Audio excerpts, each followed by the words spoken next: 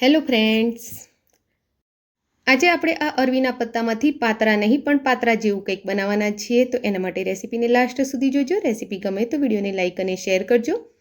તો એના માટે આપણે આ રીતે એની મેન નસ કાપી લઈશું અને જે પાતળી પાતળી નસો છે એને આ રીતે વેલણ વડે વણી લઈશું. અને આ રીતે આપણે બધા જ પાના રેડી કરી લઈશું. ત્યારબાદ મેં અહીં 2 નંગ બટેકા લીધા છે અને બટેકા કાચા જ છે, એની છાલ ઉતારી લીધી છે. તો એને આપણે ખમણી લઈશું અને આ રીતનું છીણ એનું રેડી કરી લઈશું.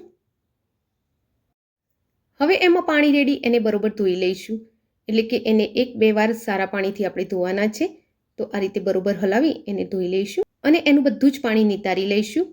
તો હાથ વડે એને બરોબર દબાવી એનું પાણી નિતારી લેવાનું છે. હવે એમાં અડધી ચમચી હળદર, અડધી ચમચી લાલ તીખું મરચું, અડધી ચમચી ગરમ મસાલો, 1 ચમચી દાણાનો પાવડર, અડધી ચમચી ચાટ મસાલો, સ્વાદ મુજબ મીઠું, અડધી ચમચી અજમો અને અડધા લીંબુનો રસ આમાં નીચોવી લઈશું. ત્યારબાદ એમાં 1 ચમચી આદુ લસણ મરચાંની પેસ્ટ એડ કરીશું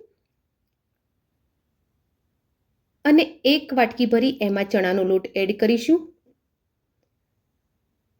હવે આ બધી જ વસ્તુને સારી રીતે હલાવી મિક્સ કરી લઈશું. તો હાલ આપણે આમાં પાણી નથી નાખવાનું, પહેલાં આપણે એને મિક્સ કરી લઈશું. પછી એમાં થોડુંક પાણી એડ કરીશું. પાણી આપણે એકસાથે એડ નહીં કરીએ, જેમ જરૂર લાગે એમ થોડું થોડું પાણી એડ કરી એનું બેટર રેડી કરવાનું છે. આ સિઝનમાં આ પાતરાની રેસીપી તમને બહુ જ ટેસ્ટી લાગશે, તો એકવાર આ રીતે જરૂરથી ટ્રાય કરો. તો પાણી રેડી આપણે આ રીતનું એનું બેટર રેડી કરવાનું છે અને હવે એમાં 2 થી 3 ચપટી જેટલો આ ખાવાના સોડા એડ કરીશું અને તેને હલાવી મિક્સ કરી લઈશું.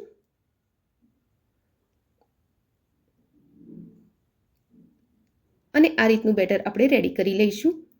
હવે આપણે જે અરવીના પાનાની નસો કાઢીને રાખી છે એને લઈ લઈશું અને પાન આ રીતે ઊંધું જ મૂકવાનું છે અને ઊંધા પાન ઉપર આપણે આ રીતે બેટર લગાવી લઈશું. આમાં બેટરનું લેયર સહેજ જાડું જ રાખીશું.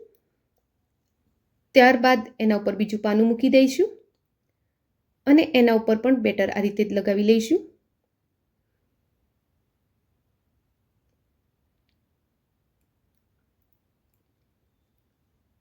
હવે એના ઉપર આપણે ત્રીજું પાનું મૂકી લઈશું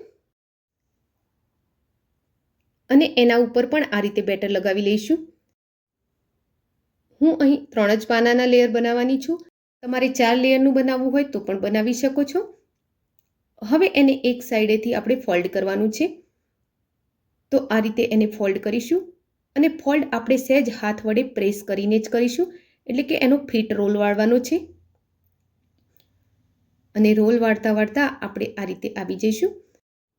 હવે એની કિનારીના સાઈડે આપણે થોડુંક બેટર વધારે લગાવી એને ચિપકાવી લઈશું. તો આ રીતે આપણે બીજા રોલ પણ રેડી કરી લઈશું. કાણાવાળી જાળીને ઓઇલથી ગ્રીસ કરી લઈશું અને એના ઉપર તૈયાર કરેલા આ રોલને ગોઠવી દઈશું અને બધા જ રોલ વચ્ચે આપણે થોડીક થોડીક જગ્યા રાખીશું. હવે તૈયાર કરેલા આ રોલને સ્ટીમ કરવાના છે, તો એના માટે એને ઢોકળિયામાં મૂકી દઈશું અને ઢાંકણ બંધ કરી એને 10 મિનિટ ફૂલ ગેસ પર ચડવી લઈશું. 10 મિનિટ જેવો ટાઈમ થઈ ગયો છે, તો હવે આપણે એને ચેક કરી લઈએ. તો છરીની મદદથી આ રીતે એમાં હોલ પાડીશું અને છરી એકદમ ક્લીન આવે તો આપણા આ પાતરા ચડી ગયા છે. તો એને નીચે ઉતારી લઈશું અને થોડી વાર માટે એને ઠંડા થવા દઈશું. ઠંડા થઈ જાય એટલે એના આ રીતે પીસ પાડી લઈશું. તો પીસ ન બહુ જાડા ન બહુ પાતળા, એ રીતના પીસ આપણે એના રેડી કરીશું.